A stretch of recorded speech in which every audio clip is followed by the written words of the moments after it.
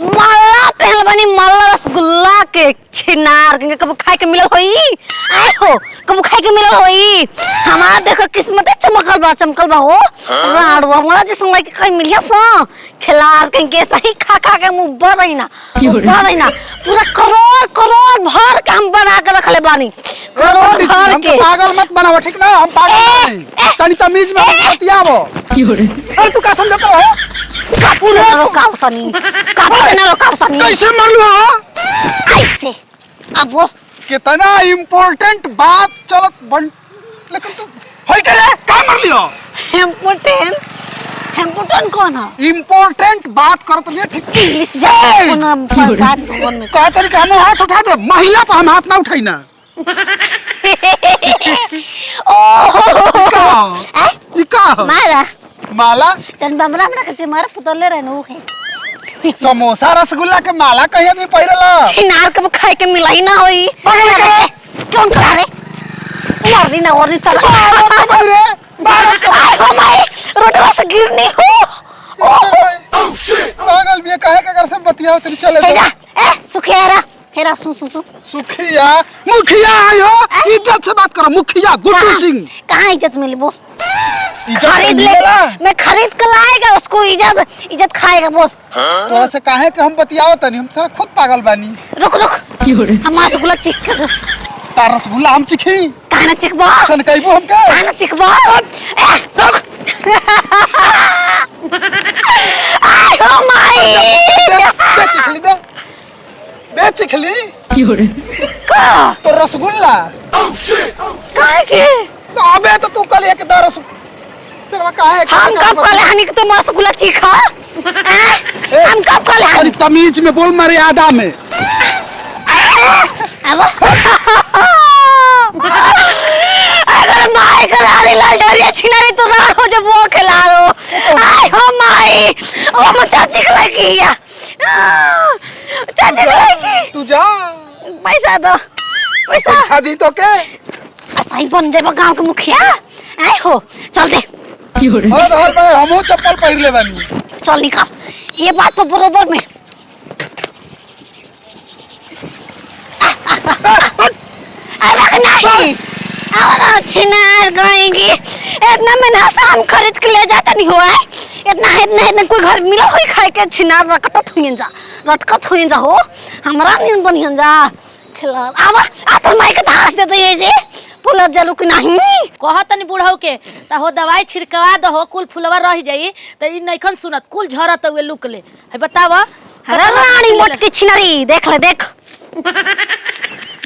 आगुल रहन बना के आओ तो रहन बना के छिनार कहीं की जब का मांगा नहीं कि दा हमरा के तनी समोसा खाए के दे दे लेके टूट टुकर मरो अरे त खिलवाड़ी तुम्हारे का खिलवाड़िया का मार पुलिस अब बता देख हमारा पास बा के देख मारा बना के घूमता तो पास बा त घूम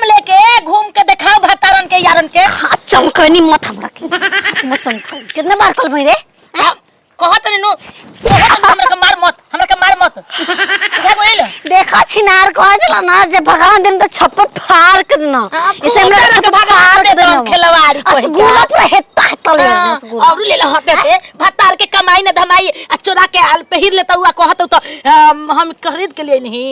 चोरा ले कौन चोरा ले रानी रे पहले बता छिनार कहीं ओक सर के भटक्का लागल खिलार कहीं को देले नहीं किसन गोतिया बारू हो काहे के दी तोरे ले हमर भात पानी ना चली तोरे ले भात पानी मन चला आज से चला हमरा से कहत ना चली ना जो ना चलाबू हम तो घर के खा लेम दो में खा के खा ठीक कर ले बारू हम काहे ना चलाइबा काहे के चलाइबो काहे तू चला हमरा पागल सन के ले अपन खा लिया तो पागल सन के किसको बोला रे किसको बोला बता करके बोली बताई हो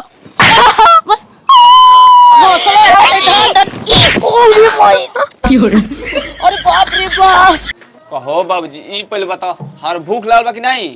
तन को बुझाता लगा था हमारे के खा जो साला कहीं का खा जो हमारे के कहानी की पागल सन की बिया लेकिन हम पता लगा ले नहीं समझ लो लेकिन तू ना खाली तहेजा वाले का करबा अरे साला पागल पैसा रहेगा तो पूरा संसार रहेगा जाना तो सका अपने बजरंग बड़ी बाई से हो छिनारी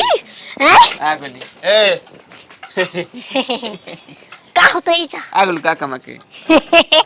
गोरी पूरा 500 रुपया में 500 रुपये में कहाँ नाचे गए 500 में कौन कहतला हो पता ले कहाँ जा सकत है? अरे बोल दरी कहाँ गए रहू पता कहाँ गए रहू का कहाँ 500 में गए रहू कौची के अरे रे रे हतार माइक कनी मार के रे तोरा नहीं तू भी सामने का हां कहता नहीं मन याद हमरा ठीक ना मारा मत अरे जब हनी एक चक्कर में रहता हनी एक चक्कर में रहता अपना दिमाग से दूसरों कुछ निकाला मुंह से हैं बताओ ना रानी कहाँ गेलु हो कहाँ गेलु हो ना बताए खाल जी ना खाना बनबू हम ही बनाई वो हम घर के ओकरा नहीं हई देखा पापा का ना मारा नहीं हो ये कौन है देखो बड़ा हमारे गांव में बेइज्जती होता समझ लो कि मुररिया के मेरे पागल सन किया गई समझ लो कौन कॉलेज रे बता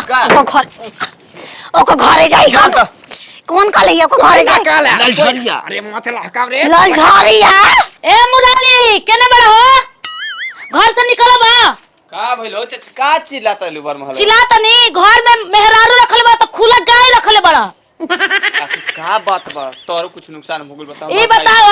कल हम समोसा बनैले रही आ ना देनी ना तेबे जाके समोसा के माला पहिर के हमरा घरे जाके हमरा दुआर पे हमरा के धाई धाई मर रहिया कैसे चट चट बोलती रे कैसे देख लेला भोसड़ी कैसे मारतिया हटिए तो जाइबू हाथ में घाव लागल हो माई हाथ टूटला ना टूट जाए तो ठीक हो जेते टेढ़ हो गए हाथ में टेढ़ भाई हो गेल ना का करियो चाची हम परेशान बनिए देखो कह जा ना कि पागल सन से बियाह होल त झलही के नमक के उतरे